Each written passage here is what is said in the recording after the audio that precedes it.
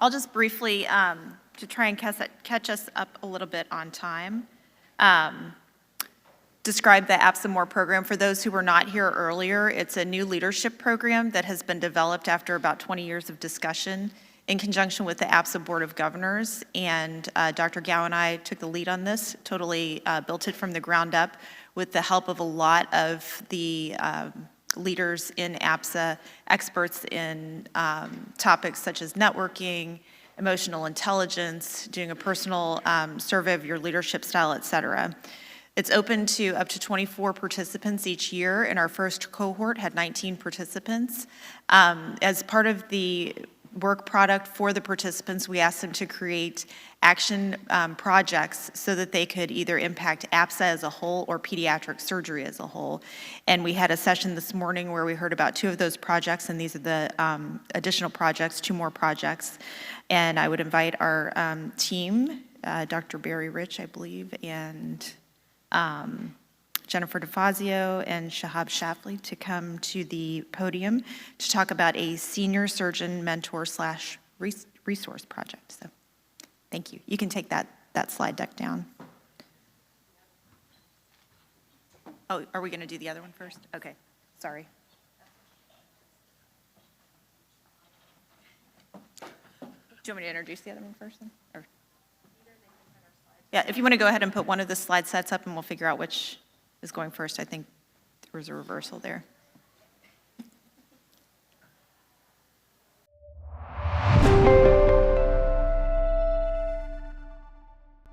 Sorry, I would like to invite Andrew Ye and Sabina Siddiqui and Badr Shakshir to present their project, Maximizing Opportunities for Underrepresented Surgeon Speakers, the APSA Speakers Bureau.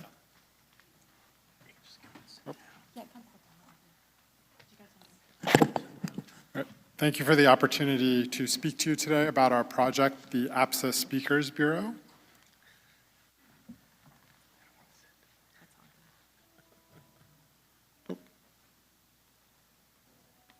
Okay, so this is the group that's been participating. The 3 of us who are on stage, Laura Boomer, Katie Wiggins-Dolphick, and Paul Uzorchek. Unfortunately, they were not able to be here today. I think the need is obvious to people in this room. Current speaking opportunities are limited to a small network of people, and we want to create a more transparent platform for surgeons and other surgical healthcare professionals to show interest and availability for speaking engagements. So some dirty data on this, we utilize the PedSurge Bounce Off WhatsApp group to ask questions. Thank you, Dr. Siddiqui, for conducting the poll.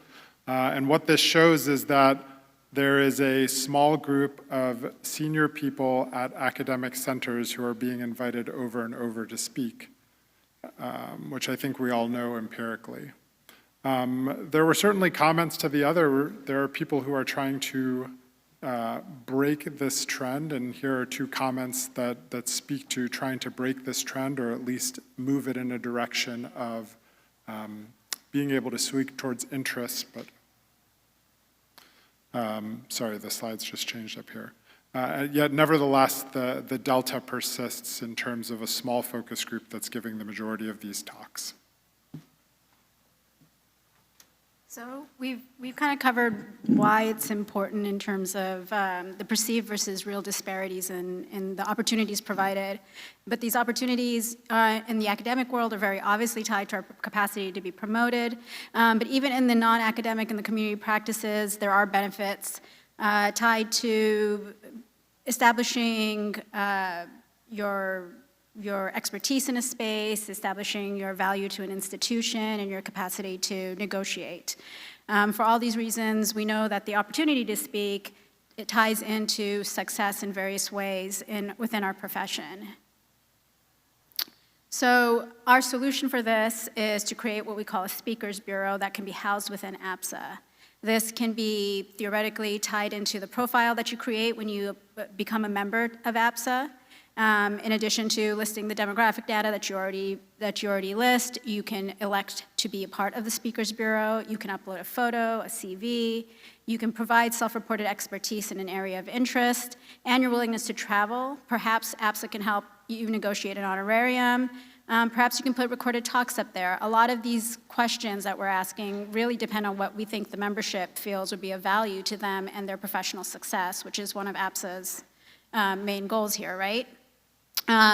Maybe we'll do speaker feedback and you can get a star rating because, you know, Dr. Downer traveled to UT, gave a talk, and we upvoted her, and so call her next time that you want a leadership talk. For example, we have Dr. Wiggins' profile that we've kind of set up here. It displays a nice picture of Dr. Wiggins along with her titles. It provides a brief biography of all of her accomplishments, which can even be used in her introduction. That's always a really challenging thing, right? It offers links to her social media profile and perhaps a link to her CV. The cool and unique part of the speaker profile is that she can highlight her unique areas of expertise. She's one of the few people I know who practices pediatric and adult trauma care and kind of walks both those walks. She's developed and implemented pre-hospital whole blood transfusion in pediatric populations, which is still a rarity in this country. Her post-trauma care programs are phenomenal, both in PTSD as well as multidisciplinary care for the multi-injured patient. These are all unique areas she's passionate and exceptionally qualified to speak about, and if you're looking for someone to give an interesting talk in trauma, she's your person. An ideal situation when, you know, Dr. Gao is looking for someone to give grand rounds on trauma, he would come across this profile, reach out to Dr. Wiggins to speak on gun violence intervention and how he could get something like that implemented in New York.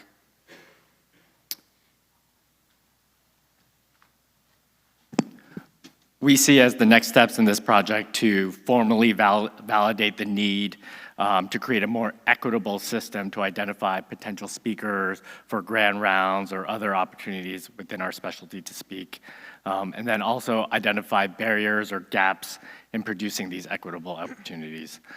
With that data, we hope to leverage funding to develop the infrastructure to host these talks and the administrative support and publicity through APSA.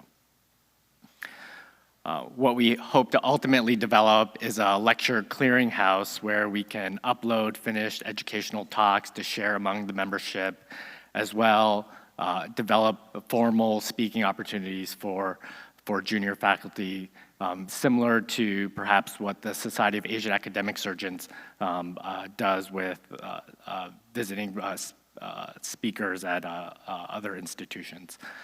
Or perhaps a Speaker of the Month highlighting interesting talks that junior faculty can give, perhaps remotely through the APSA Speakers Bureau to increase our viewership. And with that, we'd be happy to take questions.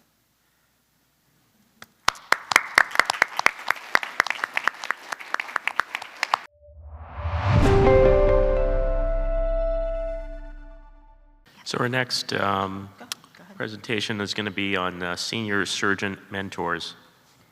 We have a video to play. Do they do that? We don't know. Okay. Okay.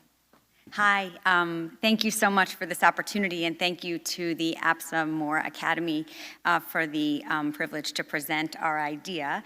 This is the group that we've been working with. Mark and Jen are here with me, and fortunately Shahab and Dr. Stoller weren't able to join us, but we all worked together for this idea of the development of a senior surgeon mentor. So what we propose is the concept of a senior surgeon mentor. This would be a panel of senior pediatric surgeons available for mentorship through APSA. Senior pediatric surgeons have several decades of lived experience and wisdom in all realms of pediatric surgery, whether it be clinical scenarios, ethical circumstances, interpersonal relations with colleagues, consultants, or partners, career advice, contract negotiations, job opportunities, personal concerns, etc. And what we propose is to take advantage of the mistakes made and the lessons learned from this group of senior pediatric surgeons. So the way that we imagine this working is that Shahab, as similar as he is now, he would be at home on call, and he would be in a difficult situation where he's trying to decide on ECMO cannulation and torn between the PICU and the cardiology service, and thinking about how he can manage this and wondering if there's anyone that he could discuss with that would give him some advice on the matter. And so through our program, he would have access to a senior surgical mentor who he can either video with or discuss online with, and might be able to give him some advice. Thanks for the opportunity to comment on this scenario. And I would summarize it as saying it's too late. Because now the pediatric surgeon, who may have changed recently, is handed a situation where the family has been primed by a PICU attending, a cardiologist, maybe a cardiac surgeon, and various other physician extenders that, oh, your child's going to die if he doesn't get put on ECMO. And here's the pediatric surgical technician that's going to do it. And I would bet if you said to this family, who's your child's doctor, you would get a blank look. So this is unorganized, highly balkanized care. And the consult for this sort of thing says you need to start this discussion long ago when you set up your chain of command for ECMO consultation. Consultation means, what do you think? And that hasn't happened here. And so now you're dealt a terrible hand, and you really don't have a choice. You're stuck putting a kid on ECMO in whom it may or may not be appropriate, but certainly you're stuck putting a kid on ECMO without any discussion. This is an example where retrospective advice can be offered. More importantly, it might be a scenario where just the other day I got called about a kid who may have had a pulmonary hepatic effusion. Not common, nobody's really sure what to do, but I suggested getting a good cardiac echo and see where the hepatic veins are, and sure enough, they entered into the right atrium, and this just is confirmatory evidence that this is not a surgical lesion. The surgeon with whom I'm speaking had never seen this before. People of my generation have been through this, have made all the mistakes, and know this is a very unlikely surgical fix. So in that circumstance, it was helpful on an ad hoc basis. What people of my iteration bring is having made all the mistakes and then some, and hopefully learn from them, and offering that wisdom, which is not in a textbook, it's not in a peer-reviewed journal, it's not evidence-based practice, it's just a lifetime of experience. And it's a pleasure and a reward for us to offer that to those who are on the other end of the learning spectrum. It can be immensely valuable, both on an ad hoc basis and on a scheduled basis. We are very easy to find. I'm at cjs3@columbia.edu or 917-693-4137. And we're all happy to help anytime. I'm hoping that APSA will commit to this and develop an organized way for the senior members of the organization to offer their collective wisdom to those who are becoming senior members of the organization. So again, thanks for the opportunity. Stay strong and be well.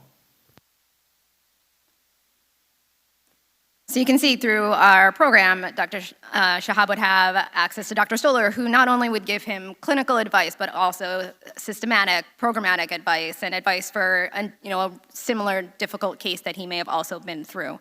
He'll get an overall experience from someone who's been through all of this before, and be able to make decisions based on his case and how he navigates his future practice based on his advice.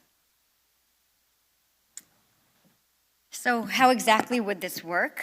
We would develop a panel of surgeons interested in being a mentor, either retired or nearly retired, and they would make themselves available for web-based portal for questions, perhaps one-on-one mentorships, quarterly fireside chats, anonymous question-answer sessions, perhaps panels at annual APSA meetings, or even an on-call service for emails and messages for more urgent concerns. So how is this different from what we already have? There's APSA coaching, there's peer support, we all have individual group texts that we are involved in. This would be more of a problem-based approach. We would be connecting surgeons to mentors with specific expertise in the challenges that they're facing.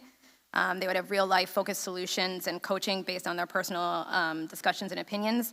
And importantly, it could also be anonymous, and so they can keep the information private and be able to discuss with the senior surgeons in that way. So thank you again for this opportunity, and we'd be happy to take any questions, time permitting.